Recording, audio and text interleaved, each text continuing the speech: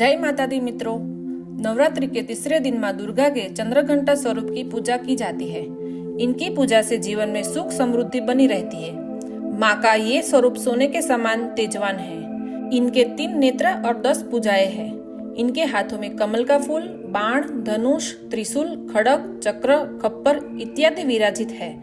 माता शेर पर सवारी करती है और हर समय युद्ध के लिए तैयार रहती है। इतना ही नहीं, माँ के अंदर ब्रह्मा, विष्णु और महेश तीनों देवों की शक्तियां समाहित है। आइए जानते हैं माँ ब्रह्मचारिणी की कहानी नवरात्रि के चौथे एपिसोड में। एक समय देवता और असुरों के बीच भयंकर युद्ध चल रहा था। तब असुरों का स्वामी महिषासुर ने देवताओं पर विजय प्राप्त कर लिया था, इंद्र का सिंहासन छीन लिया था और खुद स्वर्ग का स्वामी बन बैठा था। स्वर्ग से निकाले जाने के बाद सभी देवतागण इस समस्या से निकलने के लिए त्रिदेव यानी ब्रह्मा, विष्णु और महेश के पास गए।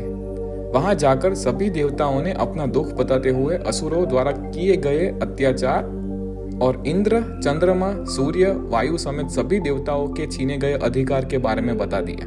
देवताओं की बात सुनकर ब्रह्मा, विष्णु और भगवान शिव शंकर अत्यंत क्रोधित हो गए। उसी समय तीनों के मुख से एक ऊर्जा उत्पन्न हुई।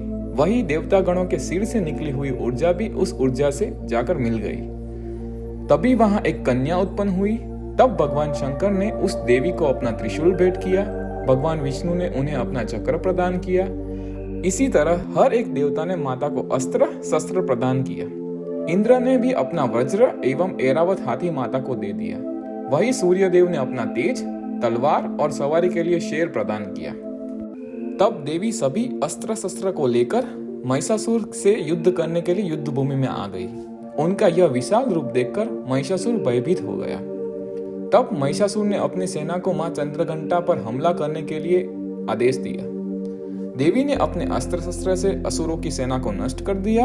उसके बाद महिषासुर और देवी में भयंकर युद्ध शुरू हो गया और अंत में मां चंद्रघंटा ने महिषासुर का संहार कर देवताओं को उसके अत्याचार से मुक्ति दिलाई। चंद्रघंटा माता का मंत्र: पिंडज प्रवरारूढ़ा चंडको पात्सत्र केर्युता प्रसादम तनुते मह्यम चंद्रघंटेति विश्रुता। अर्थात श्रेष्ठ सिंह पर सवार और चंडकादि अस्त्र शस्त्र के युक्त मां चंद्रघंटा मुझ पर अपनी कृपा करे।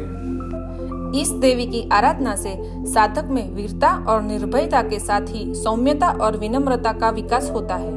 इसलिए हमें चाहिए कि मन, वचन और कर्म के साथ ही काया को विहित विध विधान के अनुसार परिशुद्ध पवित्र करके चंद्रघंटा के शरणागत होकर उनकी उपासना आराधना करना चाहिए। इससे सारे कष्टों से मुक्त होकर सहज ही परम पद के अधिकारी बन सकते हैं। यह देवी कल्याणकारी है।